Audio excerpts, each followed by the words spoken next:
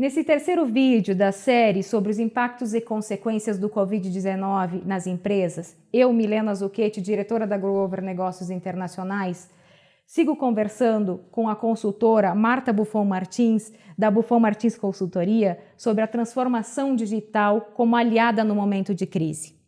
Toda crise nos faz refletir, e essa muito mais devido à sua gravidade. Porém, fica clara a importância da transformação digital e quantas ainda são as oportunidades que temos para evoluir no mundo digital.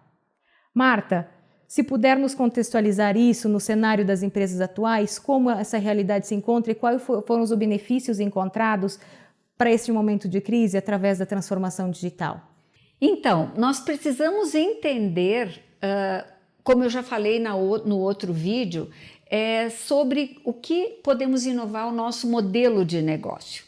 E inovar o nosso modelo de negócio é pensar em como entregar mais valor para o cliente utilizando as tecnologias nesse mundo virtual. E é óbvio que as organizações que já entregam esse valor via o canal de tecnologia ou nesse mundo virtual, essas empresas já têm uma vantagem nesse momento que nós estamos passando. E nós temos que pensar, então, dentro daquela inovação de negócio para o futuro, quais são as prováveis fontes de receita que podem surgir a partir da utilização do mundo virtual? Ah, não, mas eu sou uma empresa que produz bens duráveis, eu não tenho como fazer algo no mundo virtual. E aí nós vamos falar em alguns pontos que podemos sim oferecer benefícios para o cliente, entregar valor para o cliente, mesmo sendo um fabricante de bens duráveis. A gente vê também nesse momento as empresas que atuam pelo caminho do e-commerce, que já estão muito mais linkadas às ferramentas de trabalho na nuvem, que conseguiram ter uma retomada ou que estão conseguindo manter pelo menos parcialmente suas operações. Isso também vem a contribuir com o avanço dessa transformação digital e que ela também pode ser benéfica mesmo nos momentos de crise. Isso, então a utilização do canal de venda e-commerce nos planejamentos estratégicos das empresas é sempre visto como algo difícil, algo que nós vamos testar, algo que nós vamos fazer um piloto, algo que nós muitas vezes investimos, mas eu sinto nas experiências que eu tenho de que existe ainda uma dúvida com relação a esse canal. E não estou questionando essa dúvida, existe, por quê? Porque os resultados não são imediatos, porém, esse é o momento de pensarmos se esse canal deve ser utilizado ou não e de que forma nós podemos utilizar, seja por marketplace, seja por outras formas de atuação. Então, talvez isso seria os primeiros questionamentos estratégicos. Ainda tem também uma contribuição que eu posso fazer, é que mesmo num cenário de crise, o e-commerce também pode ser visto como uma ferramenta de atuação internacional. O e-commerce também possibilita fluxos de mercadorias, atuações e vendas em mercados externos. E as empresas isso em muitos momentos não consideram e não colocam isso como um planejamento no momento da sua estruturação de estratégias, né? Isso. O outro ponto importante é pensar em plataformas de relacionamento com o cliente. O que são essas plataformas de relacionamento com o cliente? Podem ser aplicativos, podem ser outros tipos de software, né? Que permitam com que o cliente se aproxime ou esteja próximo da nossa empresa, agilizando informações e entrega de serviços para o cliente. Muitas vezes nós temos exemplos, olha, eu preciso de uma manutenção na minha casa de uma geladeira. E aí eu nem imaginava que existisse um serviço na minha cidade. Qual a primeira coisa que eu vou fazer? Eu vou buscar que esse fornecedor se aproxime de mim de uma forma digital. E se eu não tiver numa empresa que produz bens duráveis, a possibilidade do cliente se aproximar de mim através de ferramentas digitais, eu estou me colocando distante dele. A não ser que eu tenha a minha equipe de atendimento 100% do tempo pronta para receber pedidos, né, perguntas e respostas, eu vou ficar fora desse mundo do relacionamento com o cliente de forma virtual e efetiva.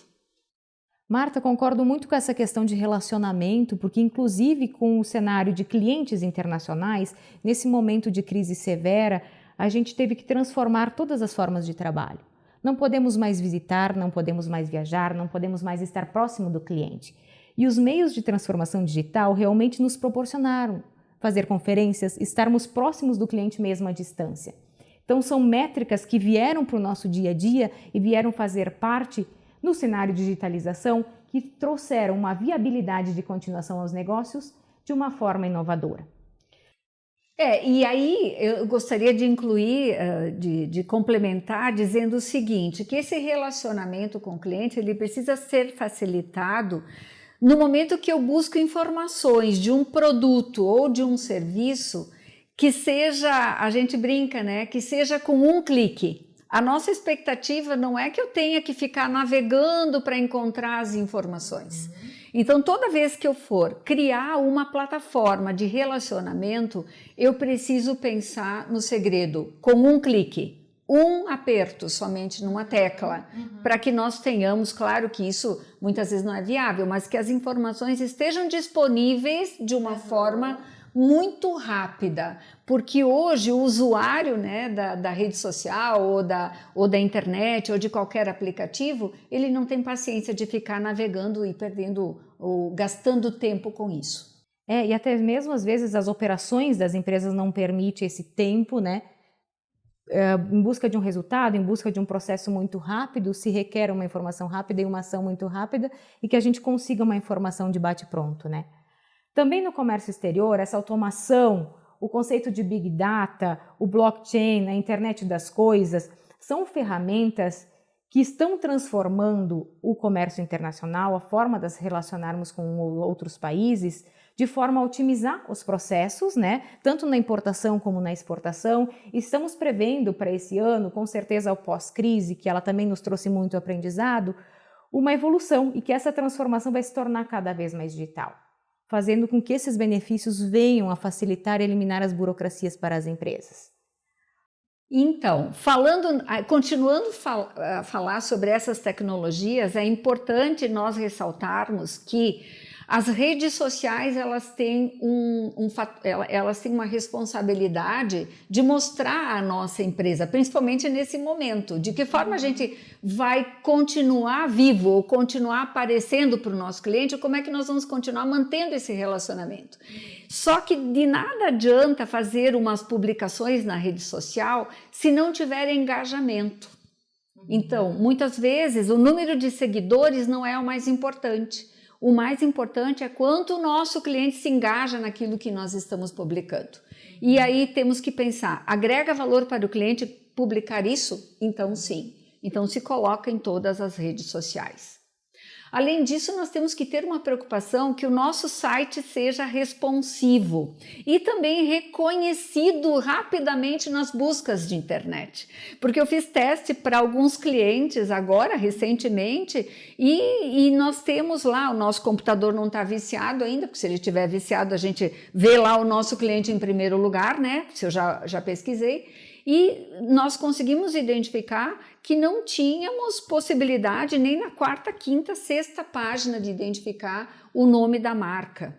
Então nós temos que nos preocupar com o Google AdWords, quem sabe nesse tempo que nós temos lá no cenário pessimista ou no cenário, mesmo usando o cenário realista, nós pensemos um pouco mais nessas questões virtuais, nessas questões de trabalhar nossa marca também nesse mundo virtual. E vai ter muita gente trabalhando home office, e esse trabalho home office, quem sabe, se consiga ainda pessoas para fazer bem o nosso site, para repensar essas atividades e até fazer a economia girar nesse meio tempo, né? É uma boa estratégia para fazer com que os prestadores de serviço se mantenham ativos mesmo com trabalho em home office. Isso. E pegando esse gancho do home office, eu tenho uma questão que o trabalho remoto, a partir desse acontecimento que nós tivemos, que está obrigando as empresas a mandar seus funcionários e permitir que aconteça o home office, na minha opinião, em primeiro lugar, nós tivemos essa fase que é permitir. Permitir, eu permito, se tu quiseres, eu permito. A segunda fase que nós teremos é incentivar. E eu acredito que a partir do momento que voltar tudo ao normal e que voltar os novos, nesse novo modelo até de interação, funcionário, empregador, né? Nós temos que adotar isso como modelo normal. Eu já venho defendendo isso em todos os planejamentos estratégicos, mas até agora eu não encontro eco em nenhuma empresa sobre usar o home office como uma possibilidade real de trabalho e de entrega de valor. É claro que para isso eu preciso algumas questões, né? Estrutura de hardware, de aplicativos que existem e que podem e que facilitam, né, o trabalho, e também outro canal de comunicação. Porque hoje nós temos o canal de comunicação funcionário, chefe, né? E nós estamos do lado, é muito fácil, e a nossa estrutura é muito comando e controle. Como trabalhar com alguém à distância, como medir a produtividade, como fazer com que esse funcionário seja produtivo e que a nossa comunicação flua da melhor forma. Para isso tem metodologias, tem técnicas, e eu penso que é uma das mudanças que vai acontecer. Não sei se tu concorda com isso, Milena. É um dos aprendizados que vai ficar, porque muitas empresas nesse momento tiveram que decidir de forma como contingência mesmo em fazer com que profissionais fossem para o seu ambiente de casa, começassem a trabalhar, às vezes sem muita estruturação prévia. Mas a estruturação prévia, aquelas que estiveram preparadas, que pensaram isso como uma flexibilidade de trabalho, colocando o profissional no ambiente onde ele possa produzir mais, mantendo uma dinâmica de trabalho e de produtividade, fez com que elas se movessem muito mais rápido e comprometessem menos o seu resultado. Então, com certeza, daí vamos tirar grandes aprendizados. Encerro o terceiro vídeo da série Impactos e Consequências do Covid-19 nas Empresas e quero deixar o convite para que vocês sigam acompanhando essa série de vídeos que teremos como quarto tema o comércio internacional e os impactos que este comércio vem passando no cenário de crise. Nos siga nas redes sociais, assistam nossos vídeos, ouçam nossos podcasts e desde já agradeço a atenção de todos.